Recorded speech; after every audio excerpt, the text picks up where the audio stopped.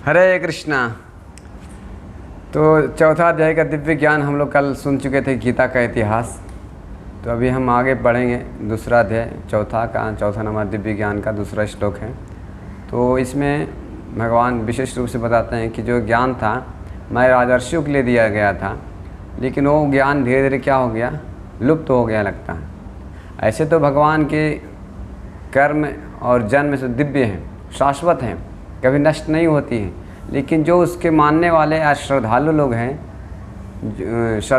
हैं और कुछ गुण के अनुसार होते रहते हैं, मतलब कुछ लोग छिप जाते हैं, वो प्रसारित नहीं होते हैं। जैसे अभी भगवत गीता के पूरे विश्व भर में प्रसारित किया जा रहा है, प्रचार किया जा रहा है, लेकिन कुछ लोग ही जानते हैं। ऐसे भगवान, भक्त और भक्ति तीनों शाश्वत हैं, हमेशा भविष्य में थी, वर्तमान में भी है और भूत में भी था। तो तीनों समय में चलते रहता है। तो भगवान यहाँ विशेष रूप से बताते हैं कि मैं पहले राजर्षियों के लिए दिया था, लेकिन अभी ये परंपरा लगता है नष्ट हो गया है लगता है। तभी हम भगवत गीता का श्लोक पढ़ेंगे कि दूसरा नंबर इस प्रकार है। एवं परा प्राप्तम इमं राजर्षियो विदु स कलनेह महता योग नष्टा परंतपा। इसका अनुवाद इस प्रकार है। इस प्रकार यह परम विज्ञान गुरु परंपरा द्वारा प्राप्त किया गया है और राजर्षियों ने इसी विधि से इसे समझा, किंतु कालक्रम में यह परंपरा छिन्न हो गई, अतः यह विज्ञान यथारूप में लुप्त हो गया लगता है। यहाँ बताते हैं कि यथारूप में, एक अनुवाद में आप लोग पढ़ें कि यथारूप में जैसे भगवत गीता का ज्ञान दिया गया था वैसा अभी लगता है लुप्त हो गया है। भगवान किसको बोल रहे हैं? अर्जुन को। कब? 5000 साल पहले। 5000 से पहले भी अभी भी जो गीता का बहुत से लोग अपनी मनगणना से लिख देते हैं। गुरु परंपरा से जो आया है ज्ञान वो ऐसा नहीं। जैसे भगवत गीता में हर श्लोक में हर जगह भगवान कृष्ण को ही स्वीकार करते हैं। तो कुछ लोग ऐसे होते हैं कि भगवान के आत्मा अलग है, शरीर अलग है, ऐसा टीका करते हैं। और कुछ लोग ऐसे भी हैं कि भगवान के गुणों का, भगवत गीता का आज भी प्रवचन करेंगे भारत में तो हज़ारों लोग आकर बैठ जाते हैं और सुनने के लिए जिज्ञासु हैं, क्योंकि पूर्ण आत्मा है और उसके नाम पे अच्छा व्यापार चला लेते हैं। तो श्रील प्रभुपाद जी इसमें बताते हैं कि सिर्फ कृष्ण को व्यापार चलाने के लिए वो काम करते हैं। तो बहुत बड़ा निंदा है, बहुत बड़ा पाप है। भगवान के नाम पे कथा करना, पैसा लेना और गलत काम करना, ये बहुत बड़ा अपराध है। तो भगवत गीता में ही बताएंगे हैं कि सिर्फ ये राजर्षियों के लिए दिया गया था। क्यों?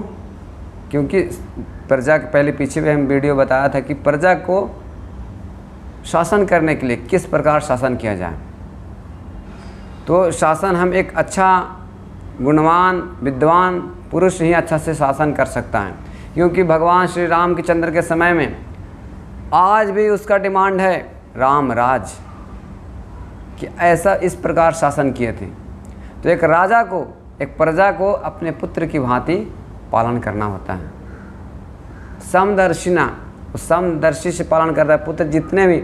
और प्रजा बोले तो श्रीमद् भागवतम तात्पर्य में प्रभुपाद जी बताते हैं एक चींटी भी प्रजा है। उसके राज में जो भी रहता है, पेड़ भी हैं, चींटियाँ भी हैं, हाँ जो भी जानवर है, पक्षी है, जो भी है, उसको अपने पुत्र की भांति पालन करना पड़ता है।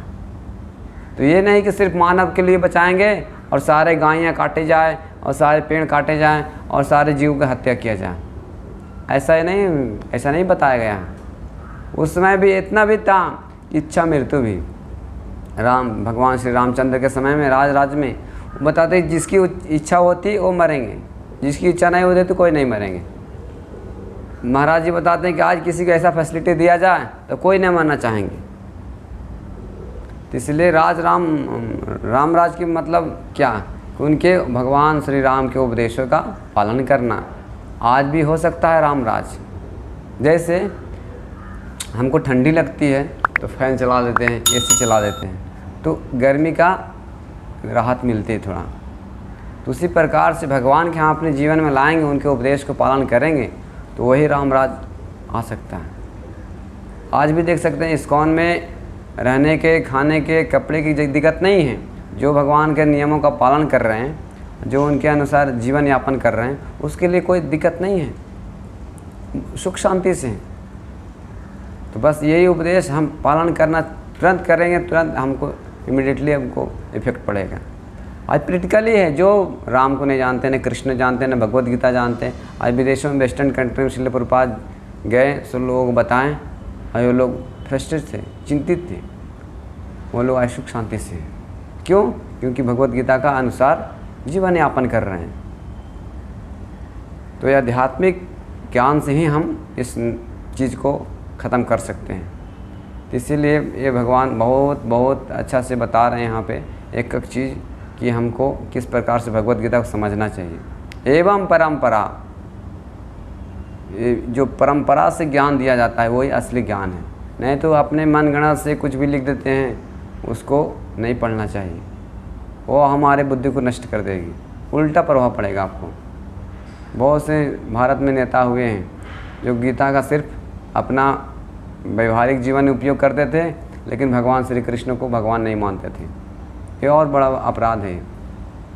पहले ही भगवान ये भगवत गीता में बताएं, पहले भगवान श्री कृष्ण को स्वीकार करना पड़ेगा, तब भगवत गीता पढ़ने का आपका पूरा का पूरा लाभ मिलेगा।